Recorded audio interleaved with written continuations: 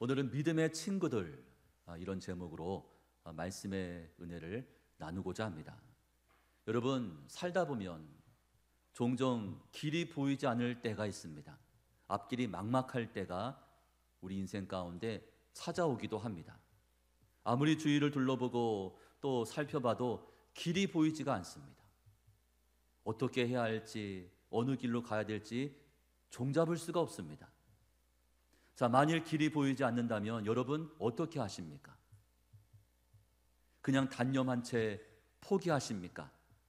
아니면 다시금 옛날 길로 되돌아가십니까? 아니면 끝까지 길을 찾고 또 길을 찾아가십니까? 여러분, 길이 보이지 않을 때마다 저희가 포기해버리고 발길을 돌린다면 우리의 인생은 늘 그 자리에서 항상 그 문제로부터 벗어날 수가 없습니다. 여러분, 길이 보이지 않습니까? 그래서 막막하십니까? 그렇다면 단념하고 포기하는 대신에 하나님께 나아가, 하나님의 보좌 앞으로 나아가 하나님 앞에 기도하십시오. 기도해야 합니다. 후히 주시고 꾸짖지 아니하시는 우리 하나님께 지혜를 구하셔야 합니다. 지혜를 달라고 매달려야 합니다. 하나님께서 예비해 두신 피할 길을 나에게 보여달라고 그렇게 간청해야 합니다.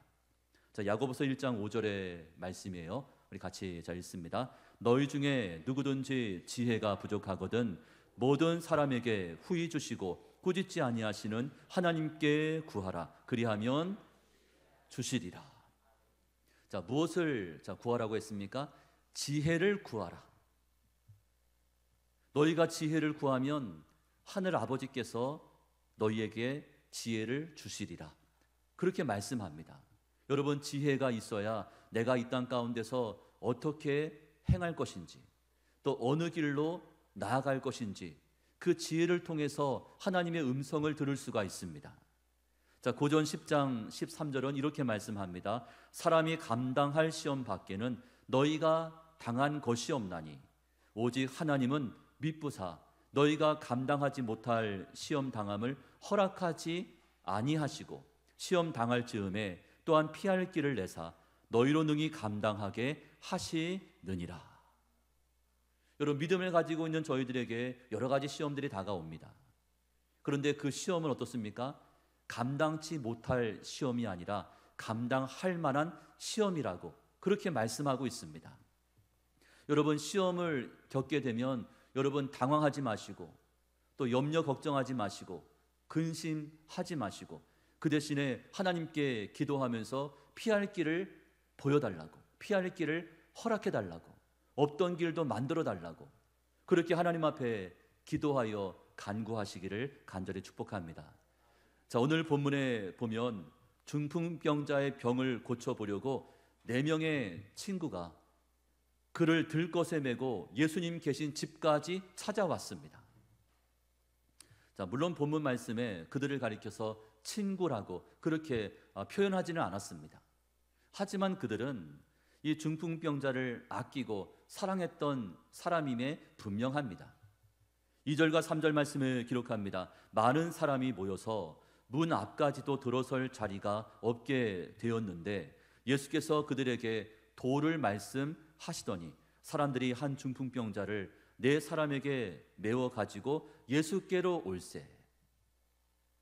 자, 그런데 예수님 계신 곳에 도착을 해보니 문제가 있었습니다. 문제가 생겼습니다. 집 안쪽에 계신 예수님에게까지 갈 수 있는 길이 보이지가 않습니다. 들것에 누워있는 친구를 집 안까지 데려갈 방법을 도무지 찾을 수가 없습니다. 자, 왜냐하면 그곳에는 예수님 보기 위해서 모여든 사람들이 벌써부터 인산인해를 이루고 있었기 때문이죠. 사람들이 가득 그곳에 모여 있었기 때문에 도무지 빈틈을 찾을 수가 없는 거예요. 발 디딜 틈도 없었습니다. 자, 어제는 이제 여의도 그쪽 부근에서 자, 무슨 행사가 있었습니까?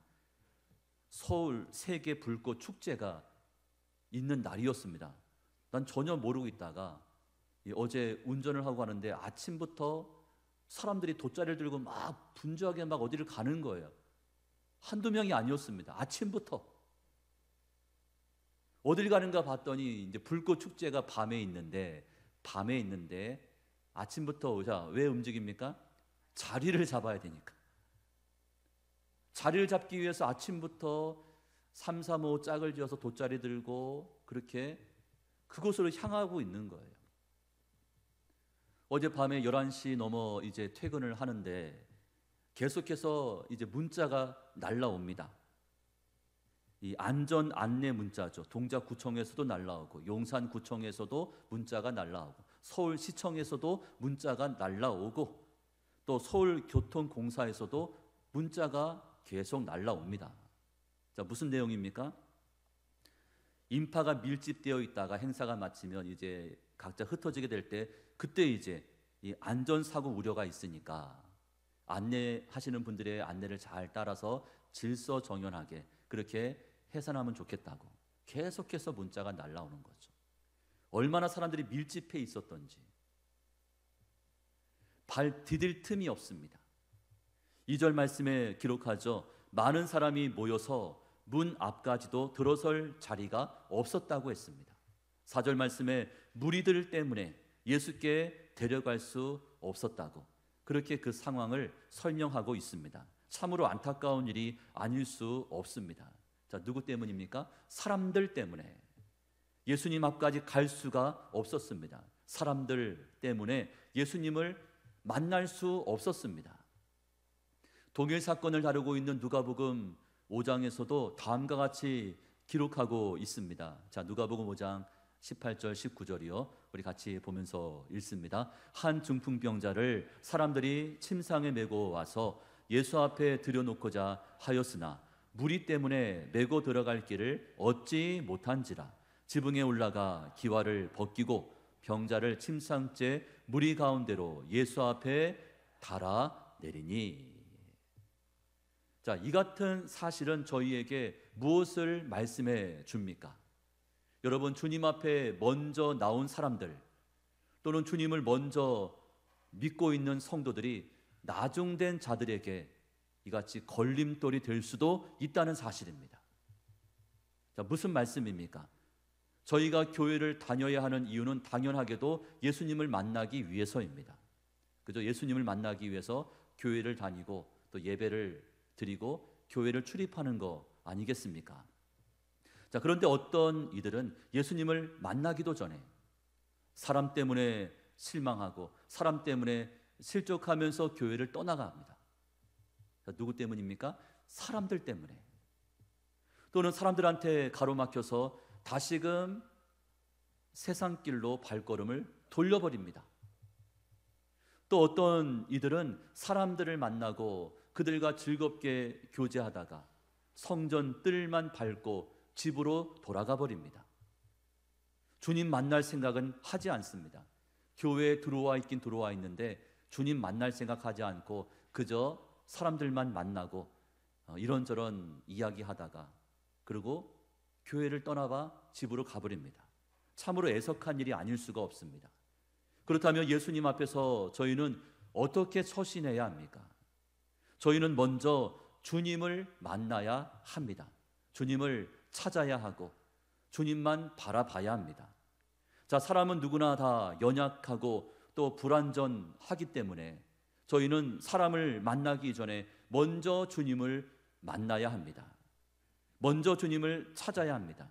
주님을 통해서 또 예배를 통해서 말씀을 통해서 또 기도함을 통해서 우리 하나님을 경험할 수 있어야 합니다. 또한 저희는 누군가에게 걸림돌이 되어서는 안 됩니다. 다시 말해서 저희는 누군가가 주님께 가지 못하도록 주님을 만나지 못하도록 그 중간에서 방해하는 꽉 막혀있는 벽이 아니라 그들이 주님을 가까이 할 수 있도록 힘껏 돕는 자 그리고 협력하는 자가 다 될 수 있기를 간절히 축복합니다. 여러분, 나 때문에 누군가가 주님을 만나지 못한다면, 나 때문에 누군가가 은혜를 받지 못하고 있다면 우리는 회개해야 합니다. 나로 말미암아 이 같은 일들이 벌어져서는 안 된다는 것이죠. 자, 고전 10장 32절 33절은 이렇게 말씀해 줍니다. 유대인에게나 헬라인에게나 하나님의 교회에나 거치는 자가 되지 말고 나와 같이 모든 일에 모든 사람을 기쁘게 하여 자신의 유익을 구하지 아니하고 많은 사람의 유익을 구하여 그들로 구원을 받게 하라. 자, 어떤 자가 되지 말라고 했습니까? 거치는 자가 되지 말고, 걸림돌이 되지 말라. 유대인은 믿는 성도를 가리키고 헬라인은 믿음 없는 불신자를 가리키는 것이고, 그리고 하나님의 교회는 몸된 교회를 의미합니다. 믿는 자에게든 믿지 않는 자에게든 또 교회 앞에서도 거치는 자가 되지 말라. 하나님의 일에 방해꾼이 되지 말라. 그런 말씀입니다. 주님을 만나기 위해서 힘들게 여기까지 왔는데 아무리 찾아봐도 길이 보이지 않습니다. 길이 막혀 있습니다. 그럴 때마다 저희들은 어떻게 해야 합니까? 포기합니까? 또 단념한 채 발길을 돌려야 합니까? 그렇지 않습니다.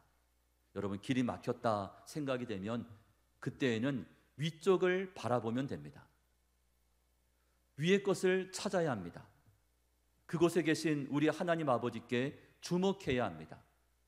왜냐하면 동서남북 또 앞뒤 좌우가 모두 막혀 있어도 어디는 열려 있습니까? 저 위쪽만큼은 항상 열려 있기 때문입니다. 눈을 들어서 하나님이 계신 저 위쪽을 바라보십시오. 여러분, 한 주간을 쭉 한번 돌아보시면 어떻습니까? 월요일부터 토요일까지 그저 분주하게 살다 보니 벌써 주일입니다. 그러하니 여러분, 하루하루 6일 동안 살면서 고개를 들고 하늘 한번 쳐다보지도 못한 채 그저 좌우 사방만 살펴보고 그렇게 한 주간을 바쁘게 그렇게 보내오지는 않았습니까? 위쪽을 바라봐야 합니다. 언제나 나의 도움이 되시고 또 언제나 내 편이 되시는 우리 하나님만을 의지할 수 있기를 간절히 축복합니다. 자, 중풍병자를 들것에 내고 온 친구들에게도 예수님에게까지 들어갈 수 있는 그 길이 보이지 않았습니다. 길이 막혀 있었습니다. 자, 그러자 그들은 눈을 들어서 위쪽을 바라보게 되었죠. 그랬더니 생각지도 못했던 길이 눈에 보이기 시작합니다. 자, 4절 말씀인데요. 우리 4절 말씀 같이 읽겠습니다. 무리들 때문에 예수께 데려갈 수 없으므로 그 계신 곳에 지붕을 뜯어 구멍을 내고 중풍병자가 누운 상을 달아내리니. 자, 그 친구들이 찾아낸 길은 어떤 길이었습니까? 지붕으로 올라가는 길이었습니다. 자, 문을 통해서 저 안쪽까지는 들어갈 수가 없었죠. 발 디딜 틈이 없었으니까. 근데 그 옆으로 보니까 어떻습니까? 지붕으로 올라가는 그 길이 옆에 있는 거예요. 지붕으로 올라가서 지붕을 뜯어내면 중풍병자를 예수님 앞에 보일 수도 있겠다. 그럴 수 있겠다. 그런 믿음과 확신을 가지게 됩니다. 여러분, 그 당시 이제 집의 구조가 어떻습니까? 콘크리트로 막 이렇게 발라서 그렇게 만든 집이 아니지 않습니까? 얼마든지 지붕을 뜯어내고 걷어낼 수 있는 그런 형태의 가옥 구조였습니다. 누가복음 5장 19절 말씀에 지붕에 올라가 기와를 벗기고 병자를 침상째 무리 가운데로 예수 앞에 달아내리니. 자, 지금도 마찬가지입니다. 길이 막혀 있다고 해서 신세 한탄만 해서야 되겠습니까? 그저 한숨을 푹푹 내쉬면서 아이고 에라 모르겠다 그러고 있을 수 있겠습니까? 환경을 탓하고 또 누군가를 탓하면서 단념하거나 포기할 것이 아니라, 자, 그때부터라도 지금부터라도 저 위쪽을 바라봐야 합니다. 지붕 위로 올라가야 합니다. 지붕 위로 올라간 그 4명의 친구들, 침상을 들고 집으로 올라가서 무엇을 합니까? 무엇을 했습니까? 남의 집 지붕을 뜯어냅니다. 지붕을 뜯어냈습니다. 그 뚫린 구멍으로 중풍병자의 침상을 달아내렸습니다. 이것이 행함 있는 믿음입니다. 지붕 위로 올라가고 지붕을 뜯어내고, 그리고 이 침상에 들고 왔던 그 친구를 둘둘둘 잘 묶어서 그 다음에 지붕 위에서부터 예수님 있는 그곳까지 달아내린 거죠. 행함 있는 믿음입니다. 긍정적이고 적극적인 믿음이죠. 이처럼 저희는 어떤 문제를 만나든 침착하게, 또 어떤 문제 앞에서든 긍정적으로 생각할 수 있어야 합니다. 이것이 믿음의 습관입니다. 인간적인 생각을 내려놓으십시오. 내 생각에는 안 될 것 같다? 그러면 안 되는 거죠. 내 경험상 이건 힘들어. 그러면 힘든 거예요. 내 생각과 경험을 내려놔야 합니다. 말씀의 잣대를 가지고 믿음의 관점으로 바라봐야 합니다. 영적인 안목이 필요합니다. 단념하거나 포기하는 대신에 하나님 앞에 지혜를 구하고, 또 피할 길을 보여달라 기도하면서 하나님의 도움을 적극적으로 요청하며 강청해야 합니다. 여러분, 중풍병자를 메고 왔던 그 친구들에겐 무엇이 있었을까요? 먼저 그들에겐 간절함이 있었죠. 간절함이 있었습니다.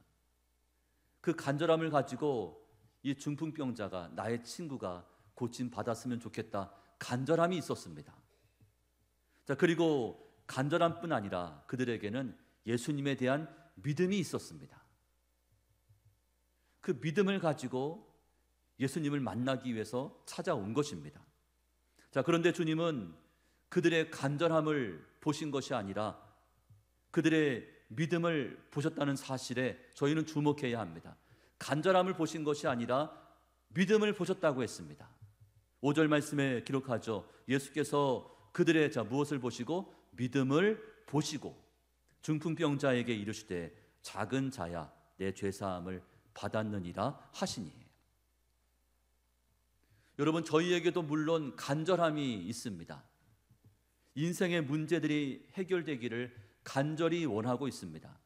우리 가운데도 간절함이 있죠. 하나님, 이 문제가, 또 이 같은 어려움의 문제가 해결되고 응답되기를 바라는 그런 간절한 마음이 있습니다. 하지만 딱 거기까지죠. 간절함만 있습니다. 간절히 원하기만 합니다.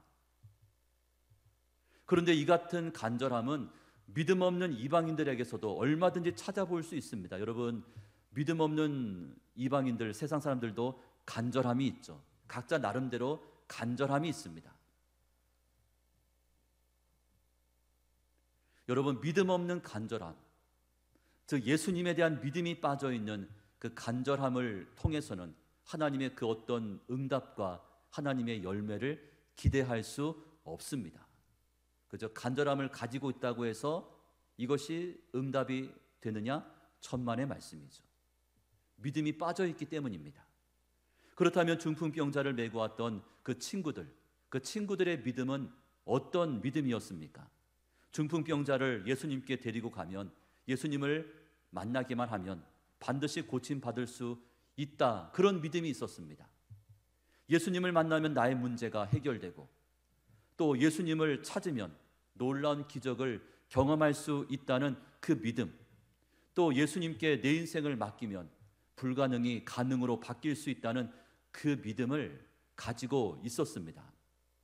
그래서 그 친구들은 희생과 불편을 감수하면서까지 그 중풍병자를 예수님 앞으로 데려가고자 했습니다. 여러분 어떻습니까? 주님에 대한 이런 믿음, 또 이 같은 확신을 가지고 계십니까?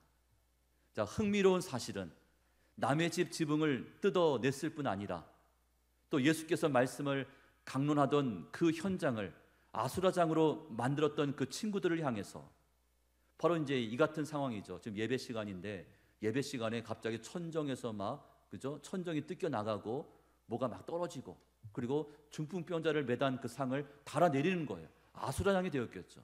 난리 법석이 났을 겁니다. 자, 그런 상황에서도 그 어느 누구 하나 그들을 향해서 비난하거나 원망하지 않았다는 사실입니다. 그런 내용의 성경은 기록하지 않습니다. 예수님 또한 그들의 무리한 행동을 책망하지 않습니다. 나무라지 않았습니다. 여러분, 우리 주님은 겉으로 보여지는 외적인 결과물보다는 눈에 보이지 않는 그 마음의 내적인 동기가 무엇인지, 그것이 어떠한 것인가를 살펴보시고 눈여겨보시는 줄로 믿으시기를 바랍니다. 그러므로 저희는 무엇을 하든지 그 마음의 동기가 항상 믿음이어야 합니다. 믿음의 동기를 가지고 무엇이든 행할 수 있어야 합니다.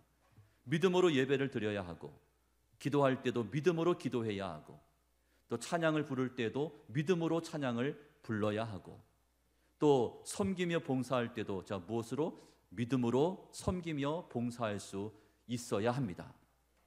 히브리서 11장 4절의 말씀이에요. 우리 같이 한번 읽습니다. 시작. 믿음으로 아벨은 가인보다 더 나은 제사를 하나님께 드림으로 의로운 자라 하시는 증거를 얻었으니 하나님이 그 예물에 대하여 증언하심이라. 그가 죽었으나 그 믿음으로써 지금도 말하느니라. 아멘.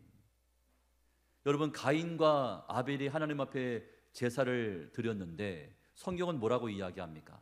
아벨과 그의 제물은 받으셨고 가인과 그의 제물은 받지 않으셨다라고 성경은 기록합니다. 이같이 하나님께서 하신 결정적인 이유가 무엇입니까? 둘의 차이점이 무엇입니까? 지금 읽었던 말씀을 보니까 무엇으로? 믿음으로, 아벨은 믿음으로 이같이 제물을 준비하고 하나님 앞에 제사를 드렸지만 가인은 믿음으로 그렇게 하지 않았다는 거죠. 믿음의 유무에 따라서 이 같은 엄청난 차이점이 발생하게 된 것입니다. 야고보서 1장 6절 말씀이죠. 오직 믿음으로 구하고 조금도 의심하지 말라.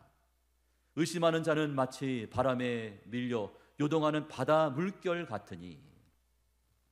의심의 반대말은, 믿음의 반대말은 의심인데, 기도할 때 어떻게 기도했다는 겁니까? 의심의 마음을 가지고 기도했다는 거죠. 그 사람은 마치 바람에 밀려 요동하는 바다 물결과 같구나, 그렇게 말씀합니다. 믿음으로 기도하라, 의심하지 말고 기도하라, 이같이 말씀해 주고 있습니다. 빌립보서 2장 17절 말씀에 만일 너희 믿음의 제물과 섬김 위에 내가 나를 전제로 드릴지라도 나는 기뻐하고 너희 무리와 함께 기뻐하리니. 어떤 제물, 어떤 섬김이라고 했습니까? 믿음의 제물, 그리고 믿음의 섬김이라고 기록합니다. 그것이 기쁨이 된다고 했습니다. 제물을 드릴 때, 하나님 앞에 헌금을 할 때, 또 무엇인가를 내어드릴 때 믿음으로 해야 하고, 또 섬기며 봉사할 때도 믿음으로 그것을 감당하는 거죠. 마지못해서 하라고 하니까, 또 눈치가 보이니까, 그래서 섬기며 봉사하는 것이 아니라 믿음으로 이 같은 자리로 나아가야 되는 것입니다. 또한 저희는 어떻습니까?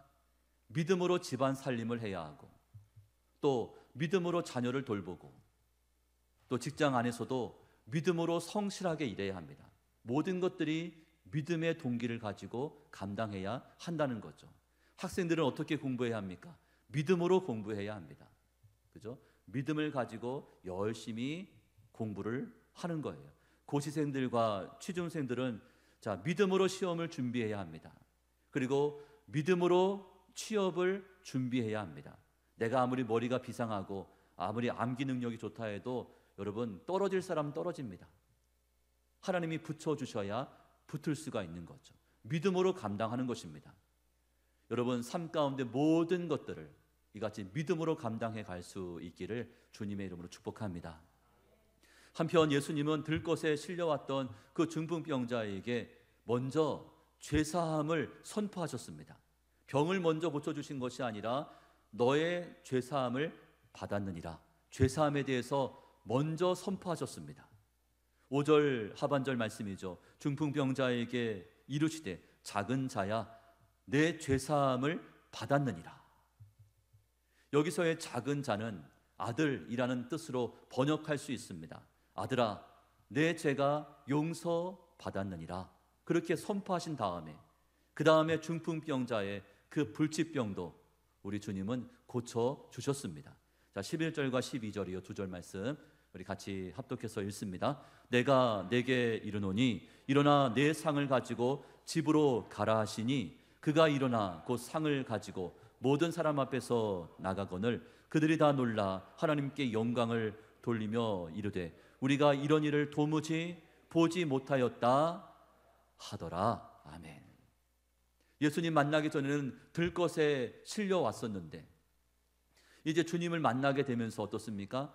죄사함도 받고 병고침도 받아 자리에서 벌떡 일어나 집으로 돌아갈 때는 그 상을 들고 갔다고, 그 상황들에 대해서 이 성경 구절은 우리에게 설명해 주고 있습니다. 이제 말씀을 맺습니다.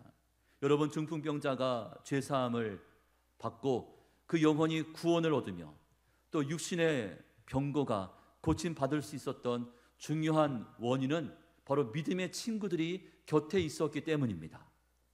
너무나 중요한 사실이죠. 중풍병자에게 믿음이 있었다 할지라도 그 혼자의 힘으로는 주님을 만날 수 없었습니다. 침상에 누워 있었기 때문에 혼자 움직인다는 것은 불가능한 일이었죠. 믿음의 친구들이 곁에 있었기 때문에 이 모든 것들이 가능케 된 것입니다. 그들에게는 친구의 병이 고침받기를 원하는 간절함이 있었고 또 그들에게는 예수님에 대한 확고한 믿음도 있었습니다. 이것이 간절한 믿음이죠. 간절한 믿음, 또 행동하는 믿음, 그리고 적극적이고 긍정적인 믿음으로 말미암아 그들 앞에 장애물도 있었지만 그 과정을 딛고 놀라운 기적과 응답을 경험하게 되었습니다. 여러분 곁에 이 같은 믿음의 친구들이 있습니까? 믿음의 동력자들이 있습니까? 믿음의 지체들, 믿음의 동지들이 있습니까? 여러분은 간절한 믿음, 또 행동하는 믿음, 긍정적이고 적극적인 믿음을 소유하고 계십니까? 여러분, 서로가 서로에게 믿음의 친구가 되어 주어야 합니다. 여러분, 혼자 와서 예배드리고 또 혼자 돌아가고 한 주 동안도 그냥 혼자 살다가 내 곁에 아무도 없이 그저 나 혼자 와서 예배드리고 나 혼자 믿음 생활 하시는 분들이 계시지 않습니까? 안전하지가 못합니다. 안심할 수가 없습니다. 믿음의 버팀목이 우리 곁에 있어야 합니다. 나를 위해서 기도해 줄 수 있는, 또 나를 위해서 격려해 주고 함께 믿음 안에 살아갈 수 있는 이 같은 믿음의 친구, 믿음의 사람들, 믿음의 성도들이 우리 곁에 머물러 있어야 된다는 것이죠. 자, 아무리 세상 친구들이 많다 해도 여러분, 세상 친구들 많은 분들이 있습니다. 얼마나 친구들이 많은지, 모임도 많습니다. 오라고 하는데도 얼마나 많이 있는지 몰라요. 하지만 그 세상 친구들, 저희의 영적인 부분을 도울 수 없습니다. 영적인 것들을 그들이 책임져 줄 수 없습니다. 그러므로 저희 곁에는 세상 친구들이 아니라 믿음의 친구들이 있어야 되는 거죠. 여러분, 서로가 서로에게 꽉 막혀 있는 그런 장벽이 아니라 주님께 가까이 갈 수 있도록 힘껏 도와주고 협력할 수 있는 그런 은혜의 통로, 축복의 통로가 되어 주어야 합니다. 그가 나로 말미암아 주님의 은혜를 받을 수 있다면, 그가 나로 말미암아 주님께로 가까이 갈 수만 있다면 내가 얼마든지 손해보고 얼마든지 내가 희생을 하겠다, 그런 다짐과 결심을 우리가 해야 되지 않겠습니까? 그래서 요한 3서 1장 말씀처럼 먼저 여러분의 영혼이 잘 되고 여러분의 범사가 잘 될 뿐 아니라 여러분 모두가 강건해지는, 건강해지는 이 같은 형통한 축복을 위로부터, 우리 하나님으로부터 풍성히 받으며 누리시는 여러분 모두가 다 되시기를 주님의 이름으로 축원합니다. 아멘.